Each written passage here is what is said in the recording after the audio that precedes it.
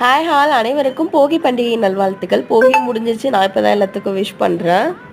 பழையன கழிதலும் புதியன புகுதலும் அது மாதிரி நம்மளோட வீட்டில் இருக்கிற பாய் தலைவாணியை எரிக்கிறது மட்டும் இல்லாமல் நம்மளோட மனசில் உள்ள தீய எண்ணங்களையும் நீக்கிட்டு நல்ல எண்ணங்களை விதைப்போம் இந்த போகி திருநாளில்.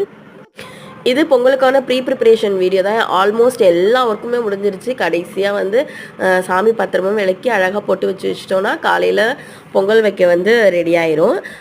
எப்பொழுதுமே நாங்கள் வந்து மாமியார் வீட்டில் தான் பொங்கல் வைப்போம். நம்ம வீட்டில் வந்து பொங்கல் வைக்க மாட்டோம். இந்த மணிக்கு வந்து பெரிய ஸ்டோரியும் உண்டு. இப்போ இது புதுசாக வாங்கின மணி, இதுக்கு முன்னாடி வச்சுருந்த மணி வந்து கிட்டத்தட்ட ஒரு 30 வருஷம் பழசு. அதை ரொம்ப நாளே எங்கள் அத்தையை மாற்ற சொல்லிட்டே இருந்தவங்க, மாற்றவே மாட்டேன்ட்டாங்க. ஒரு நாள் மணி அடிக்கும்போது அதுவே கீழே விழுந்து உடஞ்சிருச்சு. அப்புறம் ஃபைனலாக வேறு வழி இல்லாமல் வேறு மணி வாங்கி எனக்கு கொடுத்துருக்காங்க மணி அடிக்கிறதுக்கு. எங்கள் அத்தைக்கே கல்யாணம் ஆகி 30 வருஷம் ஆயிடுச்சு. ஆனால் அந்த மணி என் கல்யாணத்துக்கு கொடுத்ததுடி 25 வருஷம் ஆயிடுச்சுடி அப்படின்னு சொல்லுவாங்க. அத்தை உங்களுக்கு கல்யாணம் ஆகி 30 வருஷம் ஆயிடுச்சு, உங்கள் சின்ன பிள்ளைக்கு 29 வயசு ஆயிடுச்சுன்னு சொல்லுவேன். நெக்ஸ்ட் வீடியோவில் பார்க்கலாம்.